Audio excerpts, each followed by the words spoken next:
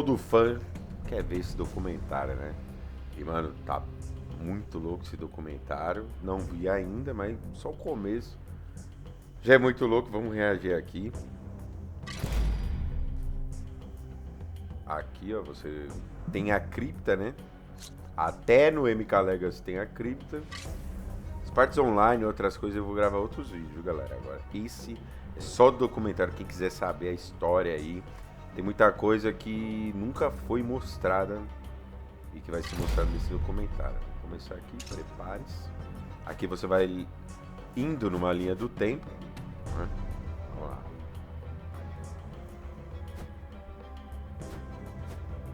Hey, have you heard of this game, Mortal Kombat? What is Mortal Kombat? It's like Street Fighter, but you could fucking kill people. Whoa!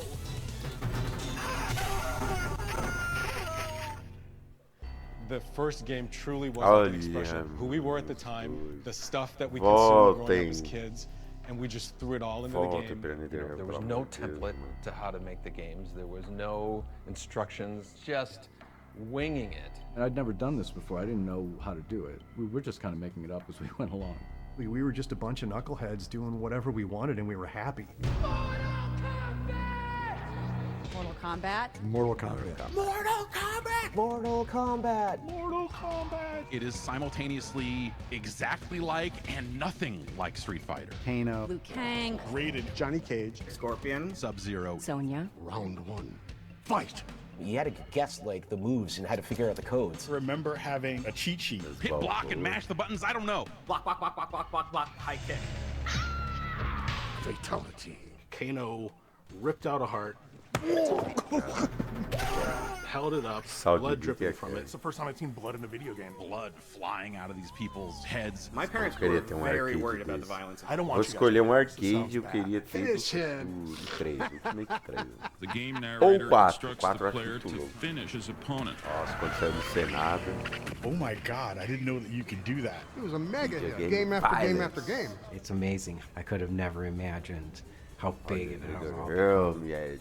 It was, is, and Cadê o always Ed? will be a fighting Cadê game o Ed? for everyone. It's funny to Eu think não that it sabia all que o Ed started nasceu from na the República 4 guys Dominicana, mano. in Chicago Quer that dizer, just os wanted pais to eram da make a República cool Dominicana. martial arts game. Esse cara que é Steven, o Dan Ford, da Netherrealm. Aí, ó, primeira parte do documentário, né? A Era Dourada, 1943 em Chicago, mano. A Williams Company já fazia pinballs e outras máquinas de entretenimento. Na época da Segunda Guerra Mundial já, mano. Essa divisão da Williams Electronics ajudou a Era Dourada dos jogos de fliperama, como títulos como Defender em 81 e Just Robotron. Isso aí eu não lembro não. E aí, continuando, acho que aqui é uma história mais do Ed Boon. Ed, nativo de Chicago, entrou na Williams assim que se formou na facul. Mano, 6 anos depois ele já fez o primeiro Mortal Kombat. Vamos ver. My parents were both Os pais deles nasceram na born in República Dominican Dominicana. Republic, and they had Os dois eram they were both médicos. doctors. I'm one of 5 kids. Cheio My dos older dólares, brother hein, and desde sister were criança. born in Dominican Republic, and I was the first one born in Chicago, in Rogers Park, Chicago. Rogers And Park, my não brother and conheço. sister followed, Parte, Mike Boone, Chicago. who I've been working with for 20-something years now. O Mike Boone. So we spent a lot of time playing computer That is games. serious. We had the I old agree. consoles. We had a Bally Astrocade. The Bally Astrocade não, Computer was System. a video game system that had a Isso aí eu cartridge nunca vi nem ao that was vivo, mano. basic programming. And you have the little plastic overlay you put over the keyboard, and you could type in basic programs, and we would write little games. And that was my first exposure to what a computer program is, the idea of creating something digitally by yourself, moving a pixel on the screen and whatnot. It just kind of taps into your brain of, oh, I have control over this, and that's probably where I really got hooked on the idea of being able to control things on a TV. All of my friends already had jobs waiting for them, getting out of school, and I didn't. I made one resume my entire life. I had one resume, and at the very Harvard? bottom, I had a little asterisk that Nada a ver. said, muito strong Chicago. interest in video games. I got a call from a headhunter saying, are you interested in working at Williams Electronics. And at the time, I knew exactly what Williams Electronics was. They were Defender, Stargate, Robotron, Joust, Sinistar, Moon Patrol. You know, there was 100 games that I was aware of that they worked on. I knew the people. Those were exciting days of meeting your idols. Oh, there's Eugene Jarvis, there's Sal DeVita, Mark Trammell, Warren Davis. You're working alongside people that created the games that you grew up with. I went there thinking that I was interviewing for a programmer's job, a video game programmer's job. And they were like, no, this is for pinball. Are you still interested? And I said, yeah, absolutely. And there was a part of my brain behind me that was like, you know, eventually I'd like to get into video games, but it sounds like a fun job nonetheless. My first pinball machine was a game called Millionaire. Nem sabia que inventar o MKK, meu, hein? Foot in the door. I was just learning how to, you know, turn on lamps and flash bulbs and do special effects and whatnot. Eugene Jarvis was working down the hall from me on a game called F-14 Tomcat. He was working on a pinball machine, and Eugene asked me if I could do, you know, special effects for that game. It had some really cool light effects, and so everybody started asking me to do special effects for their games. I became the special effects guy. I met Ed Boon the day he arrived at Williams. He was a really nice guy, young and naive, and esse é o faz a voz de Shao Kahn e do narrador. Né? We had a great time working on Black Knight with Larry Tomorrow. Black Knight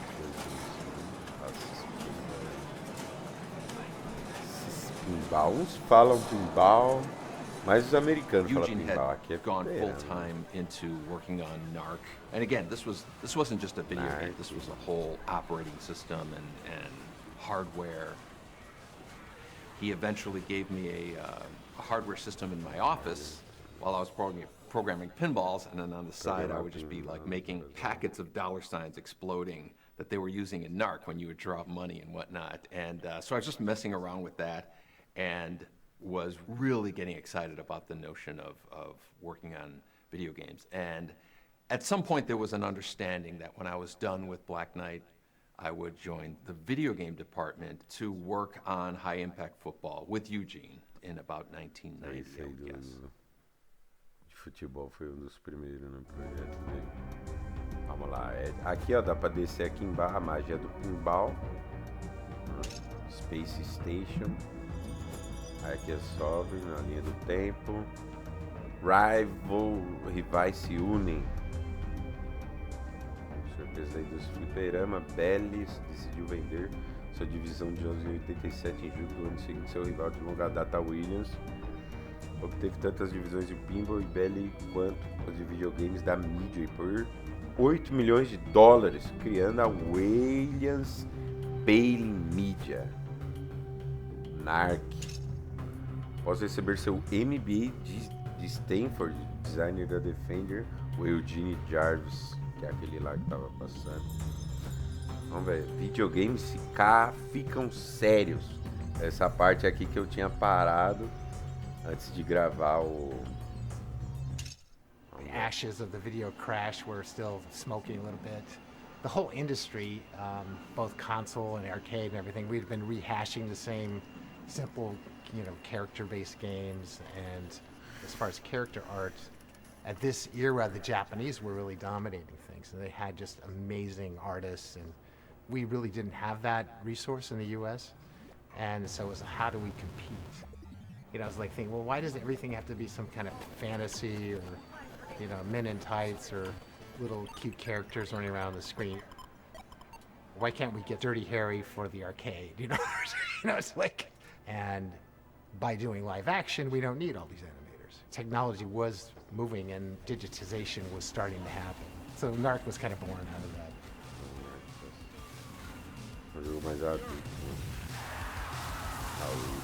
We were envisioning what is the next step. The idea of doing digitized imagery. Well, one thing is it would require more than 16 colors. The next step in our hardware design, we knew back in like 86, maybe 87, was going to be 256 colors. Pixel art is great, but Warren's tools made it possible for us to capture video and then edit that video in a way where we could select the frames very easily. Eugene wrote the operating system. I wrote the display system. It was very early, and there was only a few boards that would do this, and they were very, touchy, and, there was no tools, there was no Photoshop, there was no Maya. So Warren was really instrumental in creating that pipeline. We couldn't grab real time off of a videotape, but we could videotape whatever we wanted and then still frame and grab individual frames. We've got the actual image, which is thousands of colors that an Amiga can generate, but then how do we turn that into 256? So I started exploring these algorithms to quantize or reduce colors from thousands to the best palette of 256 colors. And there was always big problems with noise and getting washed out images, and the color was crappy, and there's all sorts of tear and jitter and blur because VHS is terrible quality. But that's what we had at the start. The development of the studio and the techniques that we utilized came from those guys. Folks like Warren Davis, Mark LaFreda, guys working on the hardware and the software that we worked on. It's like, if you think about me at the time, I was like, 20, 21 years old. And so I was literally just inheriting all this work that had been done before me. And I mean, I think we all like to talk and fantasize about this garage development mentality and stuff, but really, there were tools and things that were happening behind the scenes that we benefited from. Again, Eugene Jarvis with like his just kind of overall direction and focus. A guy named Todd Allen who literally wrote a debugger.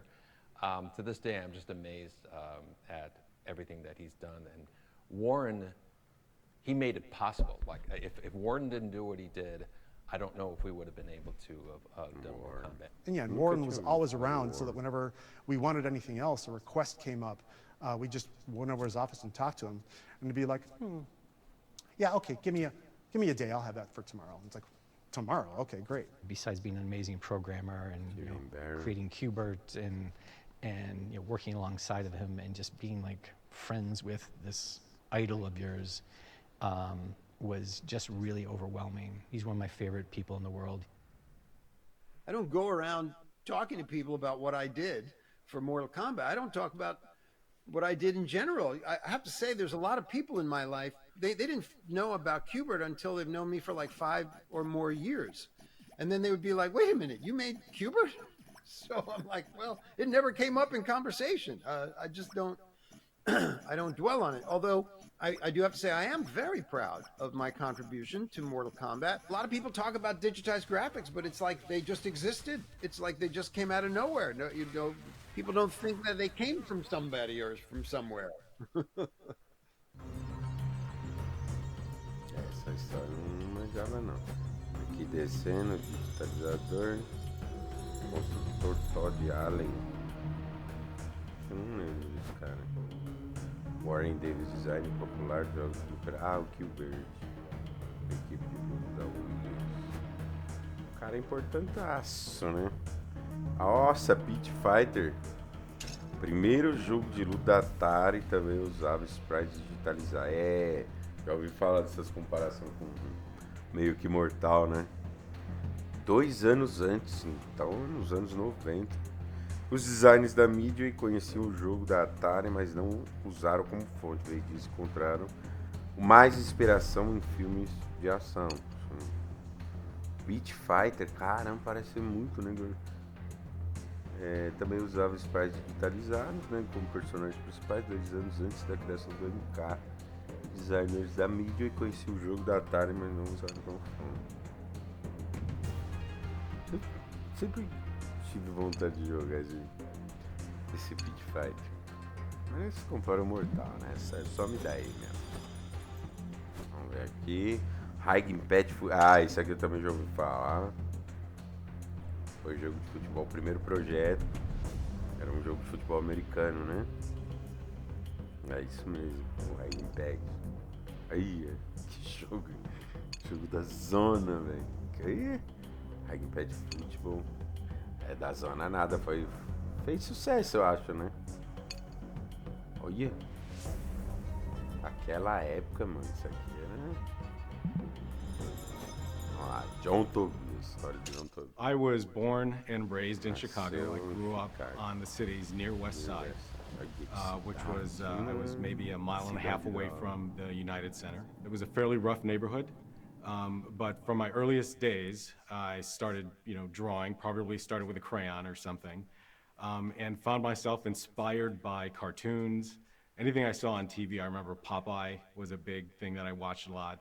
Seeing Bruce Lee on the Batman television series was a big thing for me. I didn't know who he was, and this was when I discovered, oh, he's this thing called a martial artist. That was the birth of my Kung Fu consciousness. Whenever I watched a TV show that excited me or saw a movie that excited me, the first thing I did was draw a picture and try to retell those stories as comic books.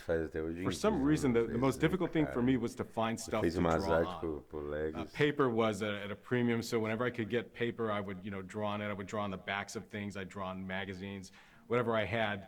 Paper seemed to be expensive. Growing up in the city, graffiti art was a big thing that was happening at the time, especially in the early 80s. A lot of the time, we would do stuff on the sneak. And then I think we discovered after a while, if you just knock on a door and ask, a lot of times they'll let you paint a mural on the side of their business or whatever it was. And so we did a lot of murals in the mid-late 80s. But I was a huge comic book reader, both DC and Marvel, and found a lot of inspiration from the comic book artists who were popular at the time.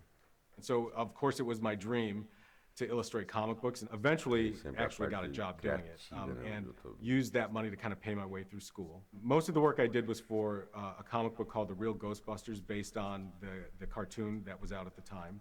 I was still at the American Academy of Art, so I was still in college, and I was still illustrating the Ghostbusters comic book, when a friend of mine who I met at the American Academy of Art named John Vogel got a job at Williams Electronics doing pixel art for video games. He had gotten a job at Now Comics, and he wanted me to help him with Real Ghostbusters. And I was like, sure. So he got me an interview at Now Comics. Then once I got my job at Williams Valley Midway, Mark Trammell now needs an artist. Who can we get to work with him? And I'm like, I know a guy that's doing the Ghostbusters comic book, And John called me up and said that they were looking for another artist. When I was hired at Williams, it was to work on Smash TV. And so I interviewed with Mark, I interviewed with Eugene Jarvis. Amazing guy, amazing artist, working on Smash TV. He came up with this animation that the character, as he exploded, the eyeball came up right facing you in the face. And basically he had to, 3D rotate all this stuff. Like the man was a human 3D rendering system. Commander, see? Commander. The guy's a genius. So Smash TV was a lot of fun to work on, and a lot of hand-drawn pixel sprites, very small graphics in terms of the character art that I was creating. I know that in the back of my mind, I still wanted to do comic book art, but I fell in love with video games and the folks that I worked with at Williams, and I knew right away that, hey, this is the place for me.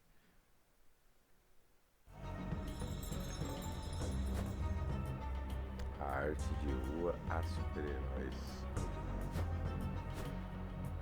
Smash TV, o primeiro projeto de John Tobias foi produzir arte e animações para um jogo de tiro de 2 manches. A aurora dos jogos de luta. Os jogos do fliperama mudaram para sempre em 91 com o lançamento do Street Fighter 2. 88 é o Street 1, né? 88 é o Street 1 ou 89? Eu acho que é 88. Aí 91 foi o boom, né? Do Street 2. Que é um jogão. O Street 1 é um lixo. Na minha opinião, é um lixo. Eu sei que os fãs de Street Z vão falar alguma coisa, mas é um lixo. O 2 é muito louco. E Street Fighter é monstro. Vamos lá.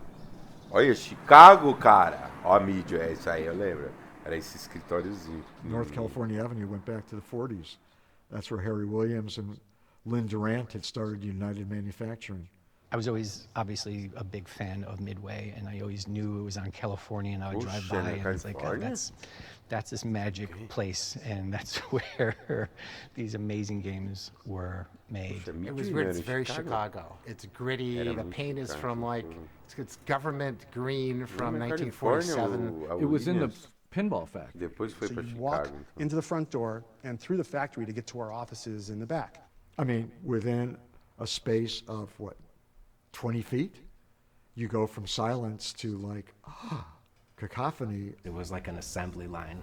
There were just Terminator 2s, just hundreds of them in line being developed, and all the sounds going on. All the explosions going on. I was gobsmacked. Numa obra-prima, né? Of wires. A lot of fumes from the in-house plating facility, the stamping machines with burning soldering irons. Smacking into itself, just all these sounds. And they actually had 50-ton metal presses stamping out pinball legs. É uma parte que a gente nunca viu. The factory still had dirt floor. Throw things on the floor because somebody's going to come by and sweep it up. So you have this catacomb. At night when you're leaving, like the lights are down, and it's like, wow, this is a great setting for a horror movie or something.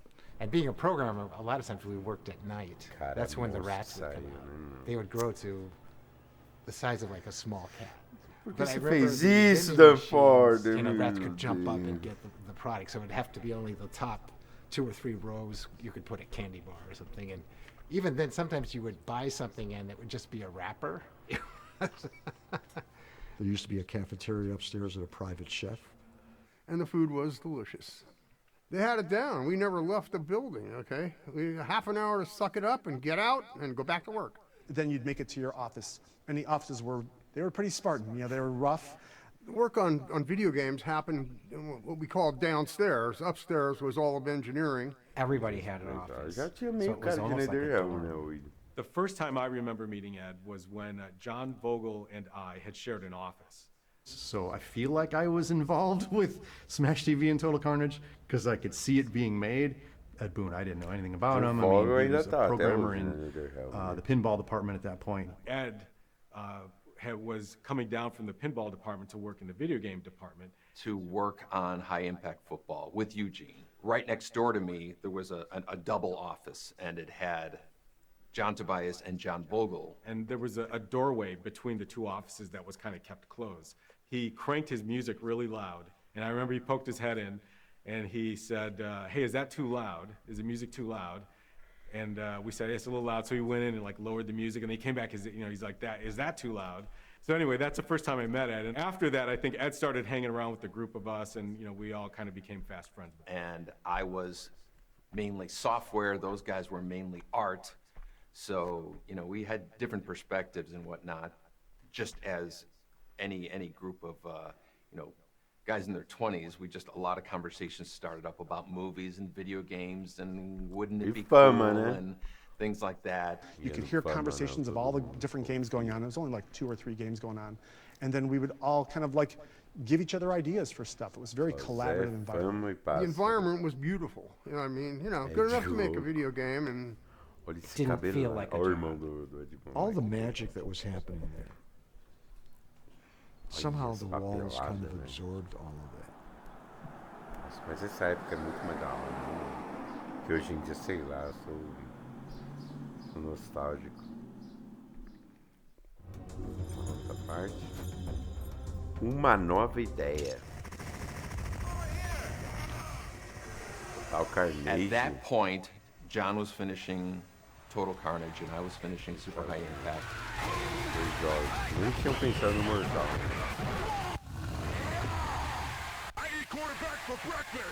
Vocês fez sucesso esse jogo aí.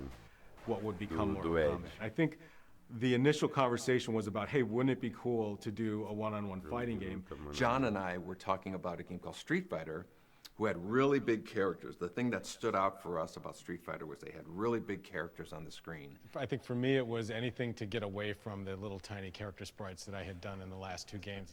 And we were saying, how cool would it be to have our digitized characters? Street Fighter is kind of fantastical hand animation, beautiful stuff, but their vision was, let's take this photorealistic system we have now and have a photorealistic fighting game. For me, it was the opportunity to take all this inspiration from all the Kung Fu films that I grew up watching and kind of throwing it into a game. The conversation went towards Jean-Claude Van Damme. At some point, just fixated on the idea of doing a photorealistic Van Damme fighting game. And we put a presentation together when we gave it to Roger Sharp. We're thinking of Jean-Claude Van Damme. E ainda recusou ainda o salto The alto. reason we made a video to pitch to Jean-Claude Van Damme was because another team at Midway had done the same thing with Terminator arcade game as well as Revolution X to Aerosmith.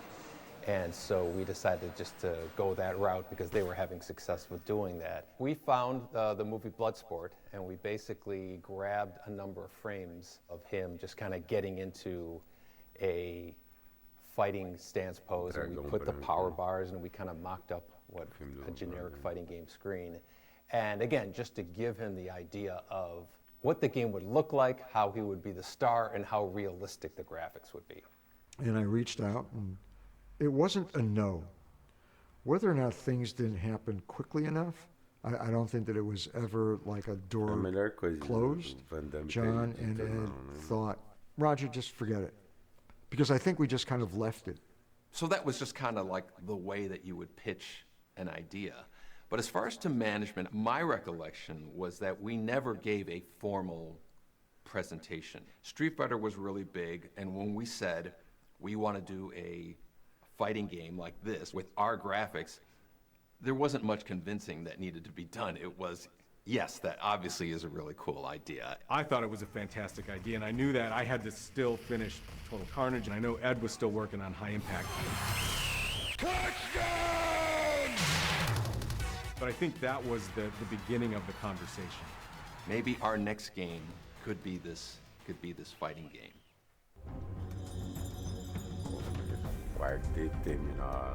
The team on Mortal Kombat 1 was 4 of us. My name is Ed Boone. I'm co-designer and programmer. My name's Dan Forden, and I do sound and music. John Vogel, background special effects. John Tobias, and co-designer and lead artist. There was other sort of support staff, but that had to do more with like the cabinet and the wiring. A team being composed of, I think, 4, 5, 6 people was not uncommon. You were in one of 2 categories, programmer or artist, and that was basically it. Everything felt like, being in a rock band or something. Just a very few number of guys. He's guitar, he's drum, he's we all had our own jobs to do, and we'd fight with each other, and we'd hang out with each other, and go see movies with each other and stuff. And certainly when I started working on Smash TV, it was myself, Mark Trammell, and I think there was maybe one other programmer at the time, and then Eugene Jarvis eventually came on. Partly it was just the simplicity of the games of that era.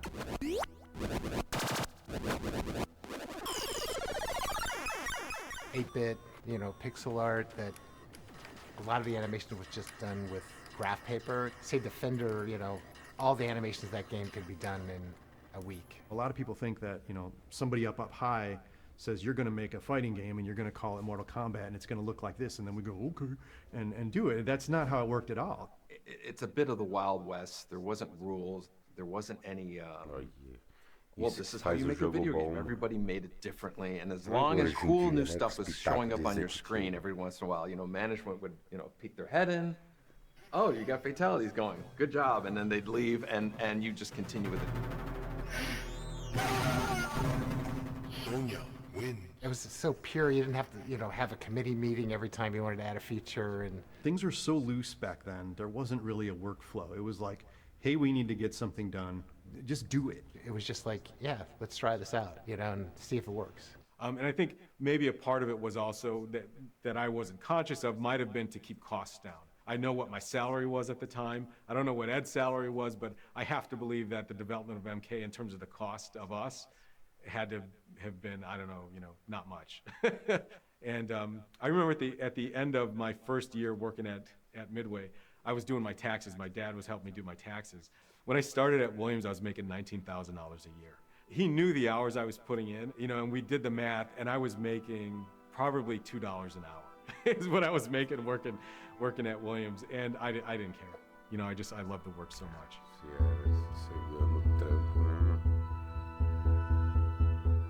Tá bem. I know it's not a popular topic, but the overnighters and the going out for breakfast, nobody told us to do that. Nobody said stay till midnight tonight. If anything, they were, you guys are burning yourselves out, and you gotta take it easy or something. So because of the schedules and because of how few people there were, and we were all playing multiple roles, wore multiple hats, that there was just too much work. And it wasn't like we were being made to do this.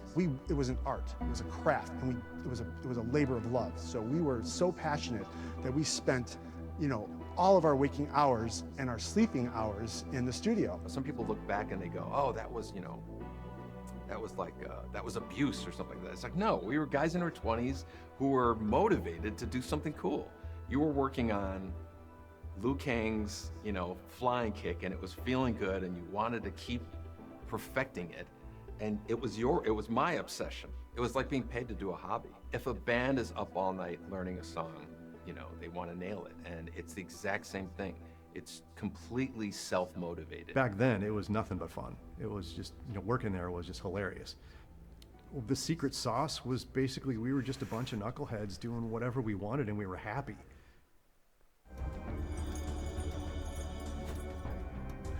Primeiros esboços. 92, ó, o Raiden. Ninja Hunter.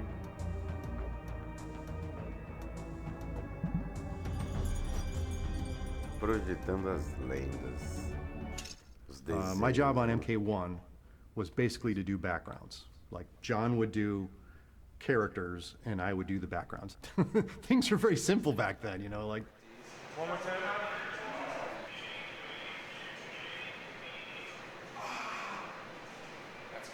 He would choose which frames he wanted to use and then cut the background away from the characters, and that was his job. Literally after we shot the footage, maybe that night or the next day, I started stripping frames right away, right away.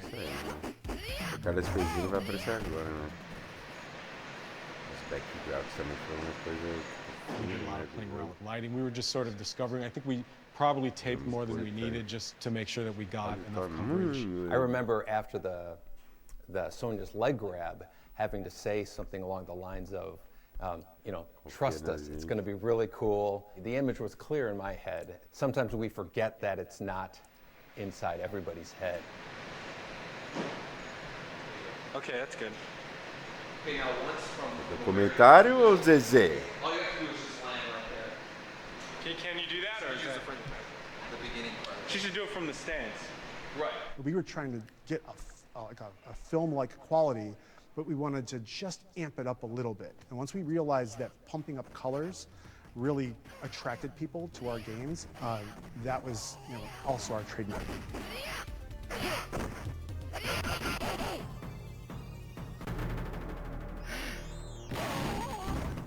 A lot of the character design that I did for Mortal Kombat was based on the limitations of the hardware. So I knew that we had a limited color palette that we could work with. I knew that you know, the pixel resolution kind of restricted what we were capable of doing. So bold colors, simple shapes would distinguish one character from another would be important. And I knew that a color palette that would distinguish one character from another was also important. And I was careful not to repeat those things. You know, the thing about the ninjas was, you know, the nature of them, as you know, palette swaps of each other. It was all to save memory. You know, it was a very precious thing in our arcade games. And so Scorpion and Sub-Zero, they were the same character with different colors. You know, John wrote this amazing backstory behind them, making them enemies, and that added to the mystique of the characters. Tem no MK Legacy, cada personagem eles mostram. Por A parte de conteúdo do MK Legacy é boa demais. Okay, here are the characters and here are their archetypes. I knew that, well, we need a hero, we need a villain, we need a sidekick, we need all these things. I was a big Joseph Campbell fan. I had read his books and I was aware of the hero's journey and the character archetypes that he had sort of outlined. I thought, okay, well, if we could tell implicit story through character archetypes, the players might sort of almost subconsciously relate to the characters in a particular way. So that played a part in sort of the character choices we made. I don't recall exactly why we did some characters and not others. I know that we were limited with the number of characters we could do. A few of them I remember not using. One of them was a character called Minamoto Yoshitsune. It was based on a Japanese mythological character. And another one was called Rakuro, who was based on, I think, a Japanese mythological beasts. Those two characters didn't make it in. I think part of it was because the names became a big deal for us. It's like, how does this name roll off the tongue? If a name was too long, we knew it was going to be difficult to display on the health meters. It was usually silly things like that would play a part in some of the choices we made. Most of the characters' names came from John Tobias. A couple of the characters, he didn't have a name written down for them. He had Ninja 1 and Ninja 2. I was a little bit more of like a simple superhero mindset, so I started calling them Scorpion and Sub-Zero. Those simple names were kind of like my influence, but the authentic, cool names, Goro, Shang Tsung, Kano, Raiden, that was John's deal. For Mortal Kombat 1, there wasn't a lot in the way of concept art that we did. Conceptualization was just limited to just scribblings in a notepad. I don't remember many, if any, drawings of backgrounds, but there may have been some. I just remember kind of like I said, just winging it and doing whatever. Like John would say, I'd like a dungeon or something, and that became Goro's lair, I had already learned how to do the parallax scrolling stuff from Terminator 2, so that worked out well with doing parallax stuff for Mortal Kombat as well. I know there was one specific background that he wanted, and that was with statues, the statue background. Just make something look cool. That was basically the rule. I went to Chinatown, and just to get references and stuff, there would be, an interesting vase, and I would video that vase, and then I use that, and that's Shang Tsung's, one of Shang Tsung's thrones is like the vase, There's the dragon that was sitting on Ken Fedesna's desk. I just said, hey, can I video that? And he's like, cool. So I grabbed it off his desk, took it to my office, and grabbed it. That's like in one of the backgrounds, and there's two of them. And then there's the pagoda in Chinatown that I used. I videoed that and used that as the courtyard, I guess we call it. I think Shang Tsung is also in another chair, and it's that big roof thing.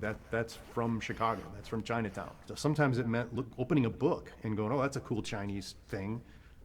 Get the camera, take video of it, and use that. There are things from books in Mortal Kombat 1. I just went out and grabbed stuff. What looks cool? Kind of a guerrilla artsy sort of way. It wasn't really planned all that much back then.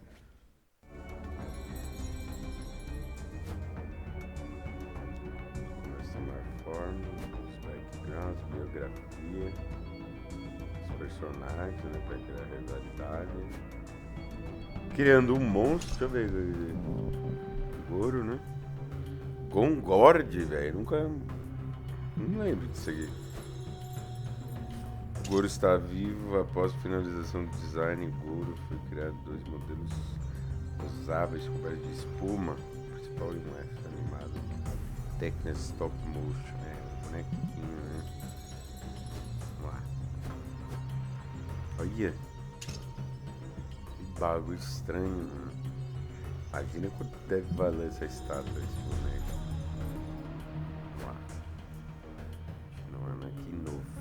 One of the really cool things about Mortal Kombat and about some of the really great games, if you have a really great winning concept, often, they got that game running in like a month.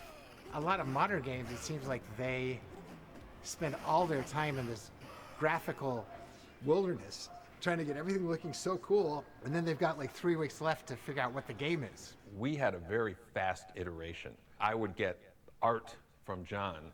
We put it in, and an hour later, we were playing it.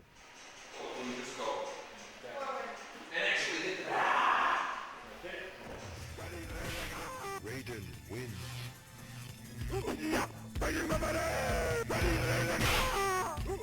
The first time you play it, you just go, this is incredible. You knew you were on the right course. Ed was just eager to have people in and give them feedback on stuff. A lot of times it was just, someone, you'd have someone in your office to look at something and they go, hey, what about this? And then, maybe that's a good idea. Ideas could come and be turned into reality in the same day. Yeah, in fact, I remember we would record a little bit of footage. Okay, one more time. All right, that's good. And it wasn't until Ed actually got the frames and could get them in the game, not until that point would we know that we were making the right choices. When we were making this game, Street Fighter II was the big rage, and I was a huge admirer of that game. At the same time, I felt like there was a little bit more ceiling room in terms of how outrageous you can get with the moves. We wanted characters using magic, disappearing, teleporting, doing all these kind of unpredictable things. And a lot of the moves were constructed from kind of almost like scraps. Kano's ball was from his flipping animation. Scorpion's teleport was from his jump punch animation. You know, Scorpion throwing a spear and pulling somebody in, that, you know. It was something that I remember I thought of that was just an outrageous move that wasn't seen in any other fighting game. Right, although we used to try to do the wind up and throw was usually like 5 frames maybe. Like if you went like yeah, something like that. It was one of those spur of the moment, inspirational ideas that ended up becoming like very signature, very iconic to Mortal Kombat. The way he was implementing them was so interesting because he uses the frames of animation, and he was, as a programmer, would move them around to do things. Like he would define like how things animated across the screen. When we did the Liu Kang flying kick, you got to stop him once he makes contact, and it'll make the impact feel like it's a lot more intense and more forceful. Iterating again and again how important it is that we get the timing of all these things correct. Other than, you know, how John would define what the actual frames of animation were, Ed defined how things moved around. There's little nuances that are put into the game that a lot of players don't identify, but they just know that it feels good, and they're not sure why.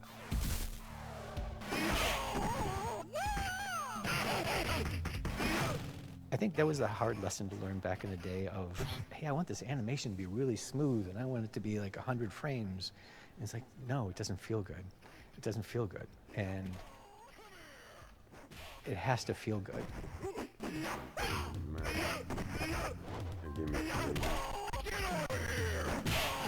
Like, it's got to have impact.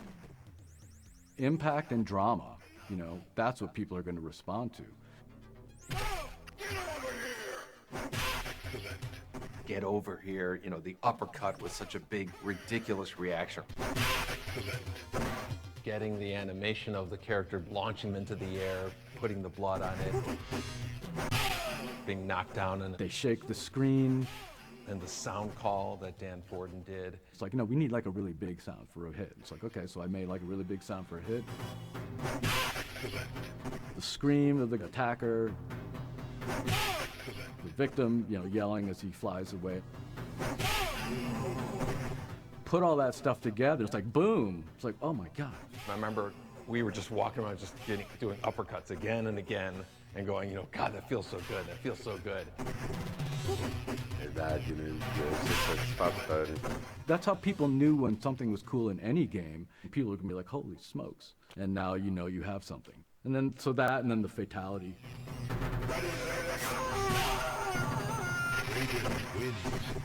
Like, fatalities were the big thing that made us a hit.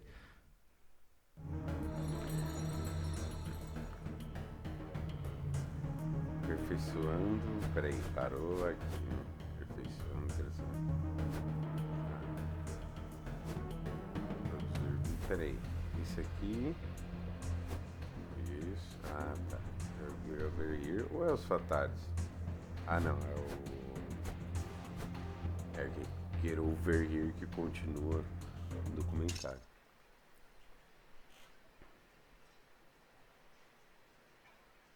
Isso é rapidão. You know what would be a cool ass movie? One more time. Alright, that's cool. Do ninjas ever have any sort of... That was cool, man. What was that? Be cool, something like an arrow or whatever. stuck into the other guy and drag him across the. Didn't you say? Esse cara trampava. Era obcecadaço, né, mano? Eles falaram, passavam a madrugada inteira trampando.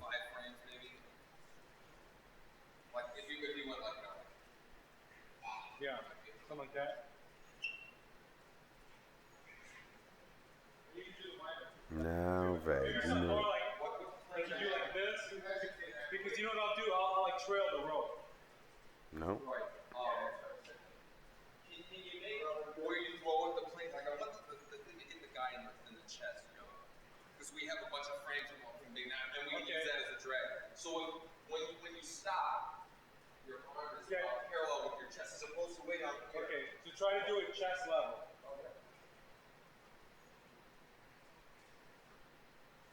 A little bit more of a wind up. And that would be alright, because I could do like a little thing in the rope, more like this, like it's like a little snake in. Oh, you know what? Wait, you know what we should do? After he does that, we should have him do. Or, well, I think he ought to do like a.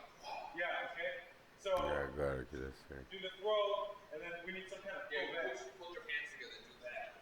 Okay. Yeah.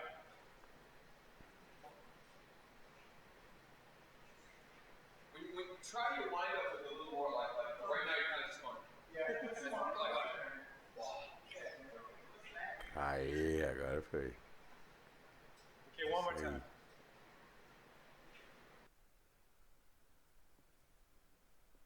Isso aí, isso aí. Agora os Fatality, né? Agora essa caramba, meio grande esse. Nunca mostrou assim. Né? Documentário do Mortal, só isso. Tipo, várias coisas, mano. Agora os Fatality.